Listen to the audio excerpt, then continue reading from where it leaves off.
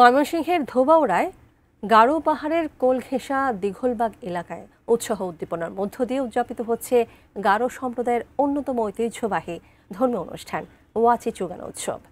বেশ কয়েক বছর পর গারো জনগোষ্ঠী নতুন ফসল ঈশ্বরের উদ্দেশ্যে উৎসর্গ এবং মৃত স্বজনদের স্মরণ করে এই উৎসব পালন করছে। বিস্তারিত জানিয়েছেন ময়মনসিংহ প্রতিনিধি আসাদুজ্জামান সুমন।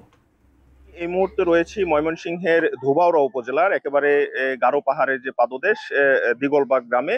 এখানে কিন্তু এই যে গারো সম্প্রদায়ের যে অন্যতম একটি ধর্মীয় উৎসব ওয়াচি চুগান সেটি অনুষ্ঠিত হচ্ছে। আমরা দেখেছি যে এই আজকে সকাল থেকে কিন্তু তাদের যে সাম্প্রদায়িক যে পোশাক রয়েছে, ঐতিহ্যবাহী পোশাক, সে পোশাক পরে নানান রকম ভঙ্গিতে সেজে কিন্তু তারা র্যালি করেছে। এখন কিন্তু এই যে অনুষ্ঠান স্থলে কিন্তু এখানে যে ব্রাহ্মণ রয়েছে তিনি তাদের যে আনুষ্ঠানিকতা সেটি কিন্তু তারা করছেন।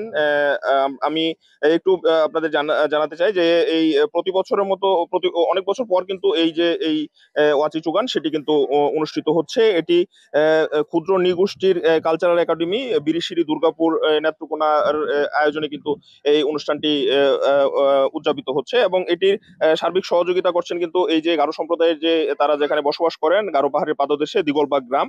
এই গ্রামের মানুষ কিন্তু এই তাদের যে এই উৎসব সেটি অত্যন্ত আনন্দের সাথে এবং উজ্জীবনার সাথে কিন্তু উদযাপন করছে।